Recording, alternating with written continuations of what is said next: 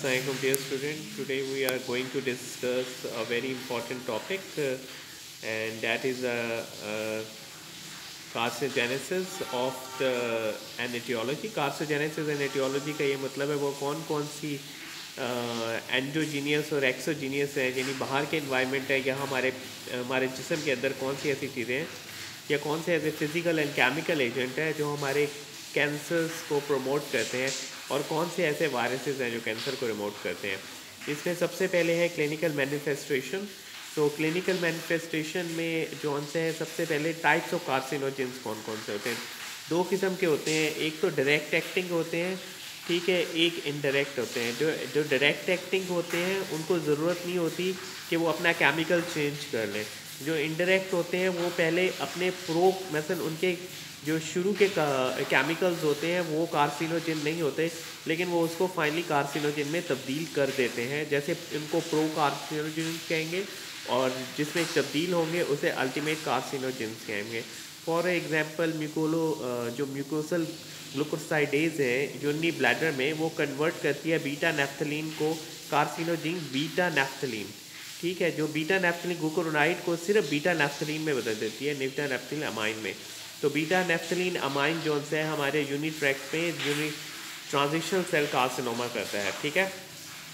अब स्टेजेस क्या है केमिकल कार्सिनोजेनेसिस की।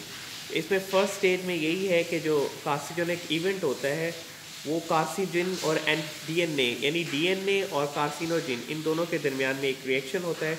इसमें 2 और मोर एजेंट्स भी यूज़ हो सकते हैं, जिसमें वायरसेस और रेडिएशन भी आ सकते हैं, एक्ट कर सकते हैं। तो उसे कहेंगे को कार्सिनोजिन। जो साथ में हिस्सा लेंगे दैट इज़ कॉल्ड द को कार्सिनोजिन।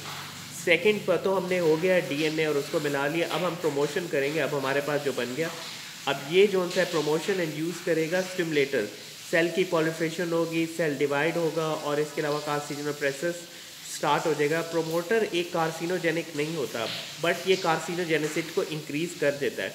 It is not itself a carcinogen, लेकिन ये कार्सिनोजेनेसिटी को इंक्रीज़ कर देगा। For example phorbol ester react जब मेम्ब्रेन रिसेप्टर्स के साथ करता है तो वो सेल्स की रेप्लिकेशन को स्टिमुलेट कर देता है।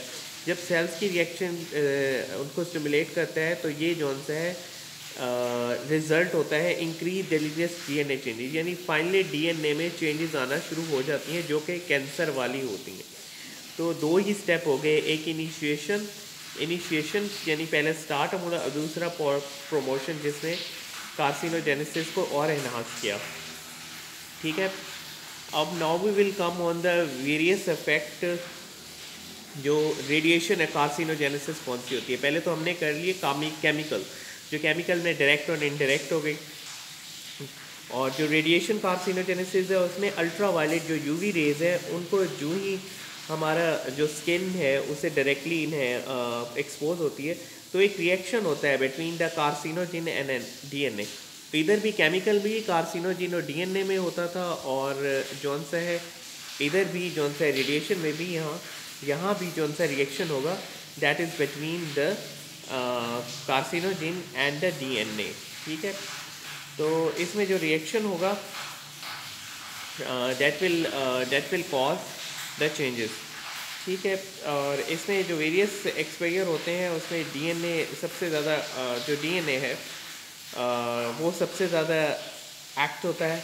इसमें जो सबसे ज़्यादा जो मोस्ट कॉमन है कार्सिनोजिन वो सनलाइट का है। जो सनलाइट ये फ्रिक्वेंट करता है सनलाइट की फ्रिक्वेंसी से। जैसे डे टाइम में जो डे होता है उसमें जो ही डे स्टार्ट होता है इसकी फ्रिक्वेंसी इंक्रीज़ होती है, फिर ऐसा ऐसा कम होती रहती है।